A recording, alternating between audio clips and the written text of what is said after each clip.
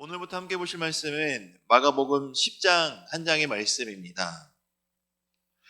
마가복음은 전반부는 1장에서 9장, 그리고 후반부는 10장에서 16장까지 두 부분으로 크게 나뉜다고 말씀을 드렸습니다. 오늘은 후반부의 시작인 10장의 말씀입니다.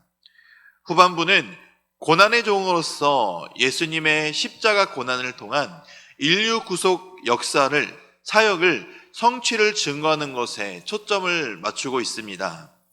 10장은 이러한 후반부의 계시 부분으로서 예수님께서 갈릴리를 떠나 예루살렘으로 입성하기 직전까지 요단동편의 베레아 및 유대 지역에서 행하신 사건과 교훈들을 기록하고 있습니다. 10장은 예수님께서 사신 곳이며 공생의 기간의 대부분을 보냈던 갈릴리 지역을 완전히 떠나 하나님의 구속의 섭리 사역을 따라 십자가를 지기 위해 예루살렘에 입성하시기 직전까지 약 6개월의 기간 동안에 있었던 베레아와 유대 사건의 후기를 기록하고 있습니다. 먼저 1절에서 12절의 말씀은 바리새인들에 의해 제기된 이혼에 관한 논쟁에 대한 이야기가 나타나고 있습니다. 당시 이혼에 관한 문제는 세례 요한이 갈릴리와 베레아 지역의 분봉왕이었던 헤롯 안디바의 이혼과 헤로디아와의 부정한 결혼을 반대하다가 참수당한 사례가 보여주듯이 사회적으로 굉장히 민감하고 관심이 집중된 문제가 바로 이혼에 관한 문제였습니다. 바리새파들도 신명기 24장에서 1절과 2절에 나타나는 이 말씀에 대한 해석을 둘러싸고 간음 이외에는 이혼이 절대 불가하다고 하는 학파와 간음 이외에도 아내가 잘못하거나 남편이 아내가 싫어지는 경우에도 이혼할 수 있다는 입장을 가진 학파가 있어 이 둘의 의견이 날카롭게 대립될 정도가 있었습니다. 따라서 바리새인들이 제기한 이혼의 질문에 대한 예수님의 대답이 어떠하든지 예수님을 시험하여 올무에 빠뜨리기 위한 목적으로 제기된 질문이었다라고 보시면 됩니다. 그러나 예수님께서는 모세의 율법이 주어진 배경과 목적을 바로 5절 말씀에 나타나듯 너희 마음의 완악함으로 말미암아 이 명령을 기록하였다라고 언급하십니다. 그러므로 율법이 주어진 정신에는 무관심하고 자기들끼리 해석하는 것에만 매달려 논쟁을 일삼는 그들의 잘못된 태도를 지적하시고 동시에 창조의 원리에 입각한 결혼관, 즉 하나님이 사람을 남자와 여자로 창조하시고 부모를 떠나 그 둘이 한 몸이 되었으니 하나님이 짝지어 주신 것을 사람이 나누지 못한다라고 설명하심으로써 그들이 문제한 시험을 물리치시는 모습을 보여주십니다. 이처럼 분명히 예수님께서도 결혼은 남자와 여자가 만나는 것, 그리고 둘이 한 몸이 되는 것이다 라고 말씀하셨습니다. 그러나 지금을 살아가는 이 시대에는 남자가 남자 또는 여자와 여자가 결혼을 해도 된다라고 생각하는 사람들이 많이 있습니다. 심지어 기독교인 중에서도 이런 것이 하나님의 말씀이 잘못 해석되었다라고 해석하며 그들이 생각하는 생각대로 하나님의 말씀을 잘못 해석하는 그런 오류를 범하고 있는 이 시대를 살아가고 있습니다.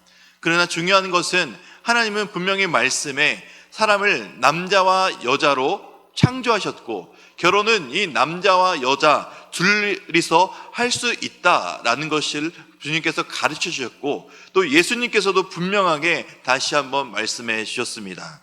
이것은 지금을 살아가는 우리 자녀들과 우리 다음 세대들에게 분명하게 알려주어야 하는 것이기도 합니다. 그러니 우리는 이 이혼에 관한 문제에 있어서도 하나님이 짝지어 주신 것을 사람이 나누지 못한다라고 말씀하신 이 말씀을 기억하면서 우리가 서로 사랑하고 섬기는 가정이 되시기를 바랍니다. 이어지는 13절에서 16절에서는 어린아이와 천국의 관계를 기록하고 있습니다. 사람들이 어린아이들이 예수님께 데려오자 제자들이 이것을 꾸짖기 시작합니다. 그런 이런 제자들의 행동에 예수님께서는 화를 내시고 노를 발하시며 하나님의 나라가 바로 어린아이들과 같은 자들, 곧 순수하고 겸손한 마음으로 주님께 나오는 자들의 것임을 교훈하고 있습니다. 믿음은 복잡한 것이 아닌 단순한 것입니다. 나의 생각과 이성과 판단으로 하나님을 믿으려고 하는 것이 아니라 주님의 말씀을 그저 순수하게 믿어야 하는 것입니다. 바로 어린아이가 의심 없이 순수하게 믿고 의지하는 것처럼 이러한 어린아이들의 믿음이 우리를 천국으로 인도한다는 것을 우리는 반드시 잊지 않고 기억해야 합니다.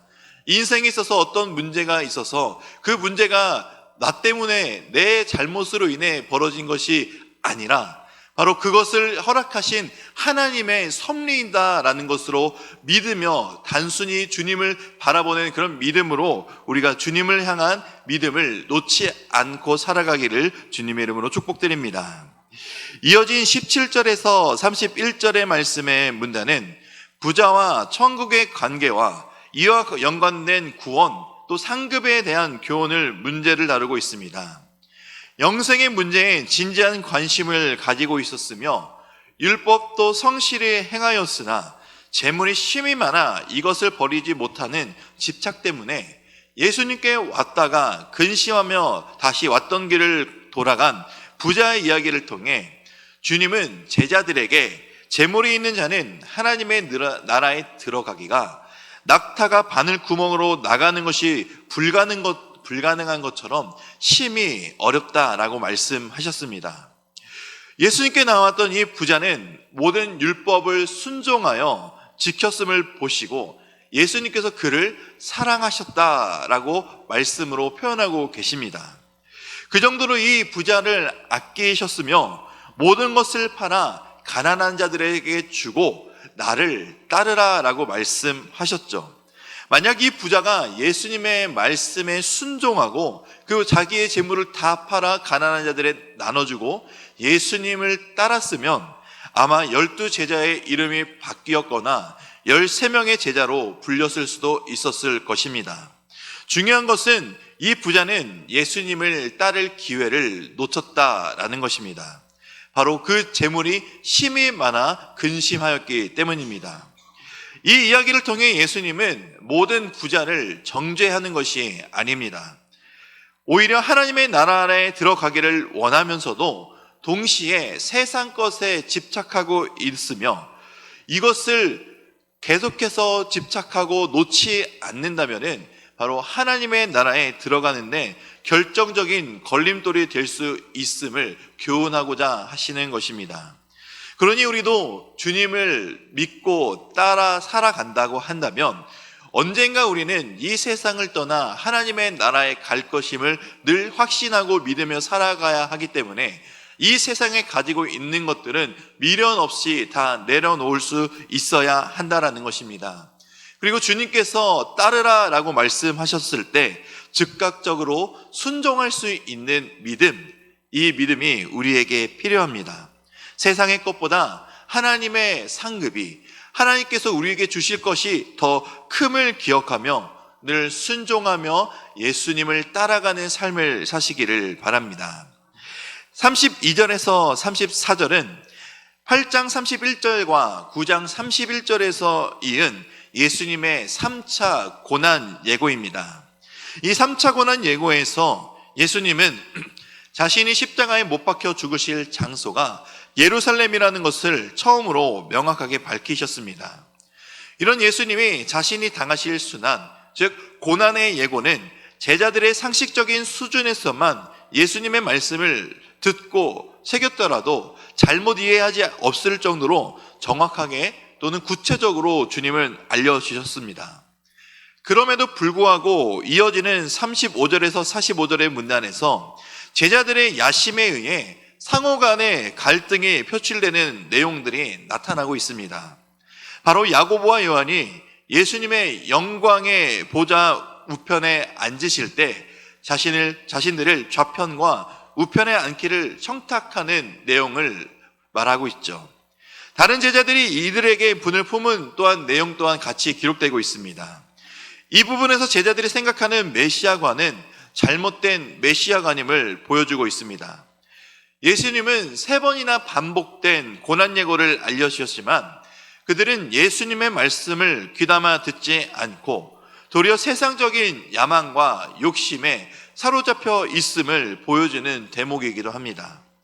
그러나 예수님은 이들을 더 이상 책망하지 않으시며 오히려 이들을 향해 누구든지 으뜸이 되고자 하려면 모든 사람의 종이 되어야 한다고 가르치시며 주님이 세상에 오신 것은 섬기고 자신의 목숨을 많은 사람의 대속물로 주려 하기 위해 오셨다라는 것을 다시 한번 밝히 알려주십니다. 이제 10장의 마지막 문단인 46절에서 52절까지의 말씀입니다. 이 부분은 예수님이 여리고에서 나가실 때 가난한 소경 바디메오를 고쳐주시는 내용이 나타납니다. 십자가의 죽음을 향해 나아가시는 상황에서도 자신의 도움이 절실히 필요한 영혼을 한 영혼을 놓치지 않으시는 주님의 모습을 볼 수가 있습니다. 바로 제자들에게 말씀하셨던 섬김의 모범을 몸소 실천해 보이신 예수님의 사랑의 섬김이 잘 드러나고 있는 문단입니다. 또한 이 문단은 바로 전 문단에 나타난 영적 소경과 같은 제자들의 모습이 바디메오의 현재 모습과도 동일시되고 있습니다. 바디메오의 보이지 않는 모습이 현재 제자들의 모습이지만 바디메오의 눈을 뜨게 하신 예수님의 능력이 십자가의 죽음 이후에 나타나는 부활의 사건으로 영적인 눈이 밝게 떠지게 되는 제자들의 모습을 보여주는 희망의 암시가 내포되어 있는 문단이기도 합니다. 10장은 각 문단들 자체가 지니고 있는 고유한 의미 외에도 예수님의 제자도를 가르치고 있다는 면에서 또한 10장의 모든 문단이 유기적으로 서로 하나가 되고 있음을, 연결되고 있음을 알 수 있습니다.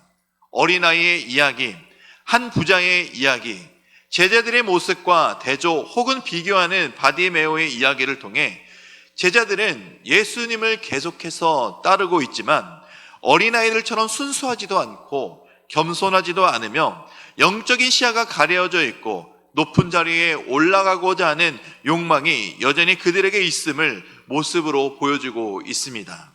그럼에도 불구하고 예수님은 이러한 제자들을 절대 포기하지 않으셨습니다. 그들을 계속해서 가르치시고 깨우쳐 주시기 위해 계속해서 말씀하시고 가르쳐 주십니다. 현재 제자들이 비록 예수님의 가르침에 대해 깨닫지 못하고 이해하지 못할지라도 주님께서는 부활 이후 제자들이 성령을 받아 변화될 모습을 아셨기 때문입니다. 이런 모습들이 바로 우리들의 모습입니다. 우리가 살아가면서 아직도 계속해서 깨닫지 못하는 하나님의 말씀이 있겠지만 예수님은 또 하나님은 우리에게 또한 성령을 보내주셨기 때문에 성령께서 우리에게 말씀하시고자 하는 바를 깨닫게 하여 주실 것입니다. 그러므니 우리는 오늘보다 내일보다 앞으로의 모든 살날이 더 예수님을 닮아가는 그런 삶이 될 것입니다. 매일매일 조금씩 예수님의 삶으로 변하게 되는 우리들을 기대하는 삶이 되시기를 주님의 이름으로 축복드립니다. 이제 말씀을 듣겠습니다. 마가복음 10장의 말씀을 경청하실 때 우리에게 주시는 하나님의 음성을 들으시기 바랍니다. 주의 말씀은 내 발의 등이요 내 길의 빛이니이다. 아멘.